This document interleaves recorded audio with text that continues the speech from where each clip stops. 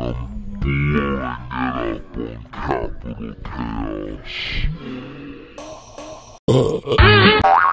your shaft. Aye, sir. Sweet. Now you get from Portland, Oregon, right? Yes, that's right. That's You spent right. at Beautiful Portland, Oregon. A lot of rain goes down there. It's pretty rainy. It's not as bad as some people think, but actually it's much worse. We don't want anybody else moving up there. So it's super rainy in Portland. Please don't move there. There's lots of trees and green stuff. Yeah, too, exactly. Right? Yep. And they're really dangerous. They could fall on you or your car at any moment. And apparently I heard there's free mass transit within the city limits. Yes. Fairless Square, it's called. There's free trains and buses in Fairless Square. Oh. And like no sales tax or some shit, right? There's no sales tax in Oregon at all. At all. That's right. Wow. Wow. So, yeah, we get people commuting down from Washington to buy cars and boats and stuff because they can get it for no sales tax. Cheapskates. Do you notice the pinch when you go to another, like California, for instance? Yeah, for a couple reasons. One, because clubs here sometimes actually take a cut of, they'll tax you on your sales of merch or whatever. And then, yeah, it's just kind of surprising when stuff that's $1 in Oregon is $1, but here it's not $1. I can just hand over $1 and transaction is finished, but here I have to get $2 out to pay for something that's $1. Fucking California, man. Yeah, and then a pocket full of change that I lose. So everything is twice the price here. Huh. That's just, I guess that's what you pay for having a state that has San Francisco and L.A. and Hollywood and... Yeah, it's all worth it, though. California is great. Thank you, thank you. Now, the Rabbits, Poison Idea, so many great bands are from Portland. Is there something in the water up there or just in the rain? Yeah, I think it's probably something to do with the rain and the darkness. You know, it's especially in the winter, it gets pretty gloomy there, and people like to retreat into their homes and their basements, and they get kind of introspective, which makes them a little bit crazy and maybe a little bit artier or whatever. And so it's easier to focus on doing things like music than, you know, maybe Southern California. It's all beautiful outside. You just want to go surfing or stare at chicks, right? Yeah, stare at chicks or whatever. But you can't do that so much in the winter in Portland. And now you went from Sargent House, who put a record together with a couple of your EPs, right? Yeah, exactly. They took our first 2 EPs and one other track that we'd recorded after those EPs and combined them into a record. We had it all mastered, so it kind of sounds similar, but yeah, we smashed together all those things into the first record, and I think it turned out great.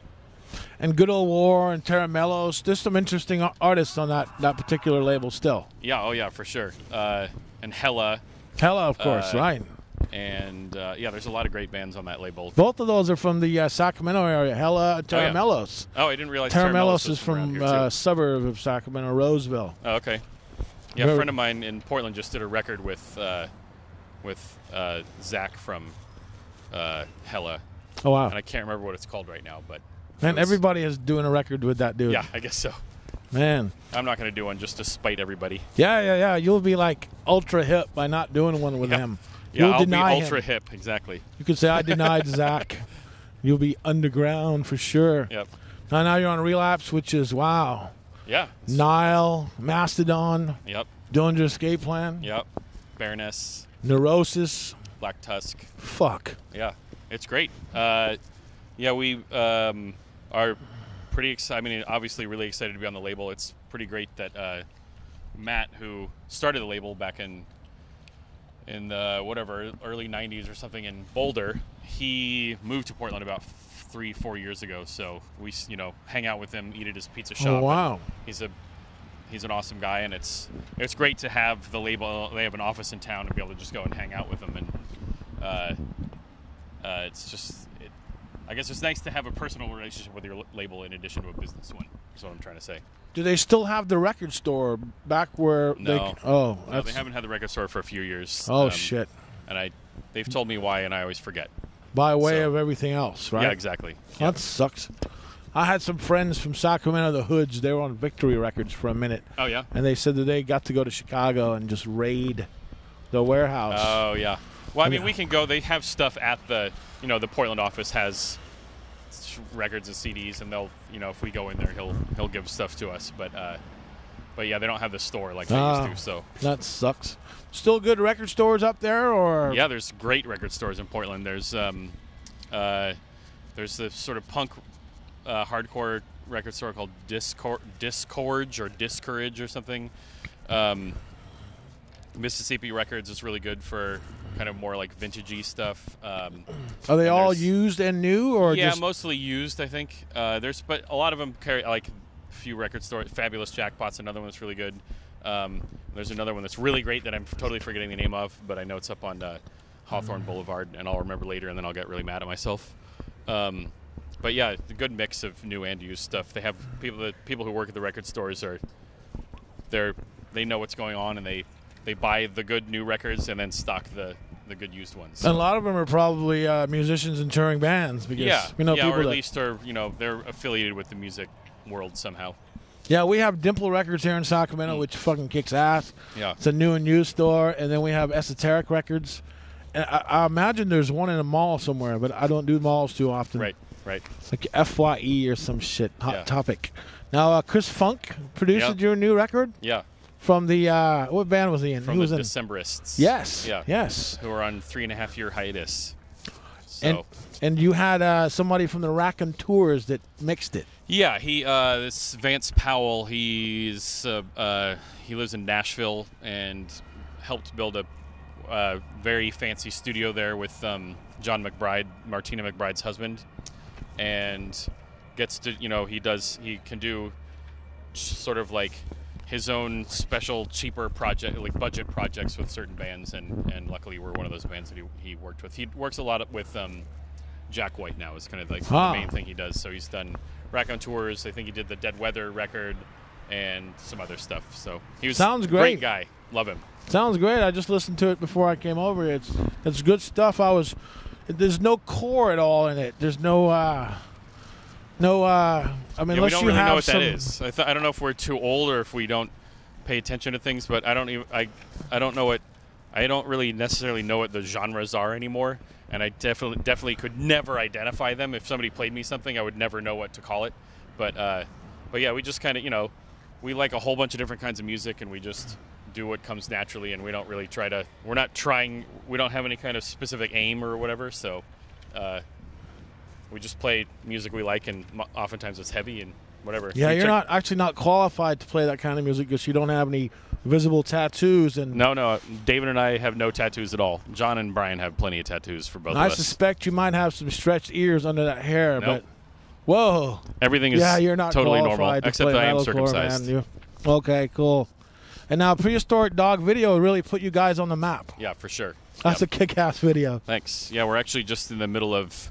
We're going to have to rush home after our San Francisco show tomorrow to finish up a couple shots for the newest video, which is by the same director. He directed Prehistoric Dog and Wires, which came out earlier this year, and then we're doing a video right now for Hank is Dead. Nice. So I think it's going to be pretty good. Did you guys drink all that beer that's in the beer cans in the Prehistoric Dog video? The beer, like all of the beer, no. There's probably, I think we figured out when we took the cans back to the Can Do place, there was probably like 4,000 or 5,000 cans. Yeah. We have had that many beers over the course of our lifetime, but sure. Or the last year, but no, not for that video. We had to get them too quickly, so. Oh, right. Yep. And now, you have any horror? You did the Mayhem Festival recently with who was on that? Disturbed and Godsmack, Megadeth, In Flames, Trivium, Machine Head, Unearth, Suicide Silence, All Shall Perish, Straight Line Stitch, and us. Wow, how and cool! Hatebreed and Kingdom of Sorrow. Oh yeah. How cool was that? It was awesome. I mean, it was a totally different experience for us. We were on a bus. We shared a bus with Unearth, and had never been on a bus before. We're touring in a van on this tour.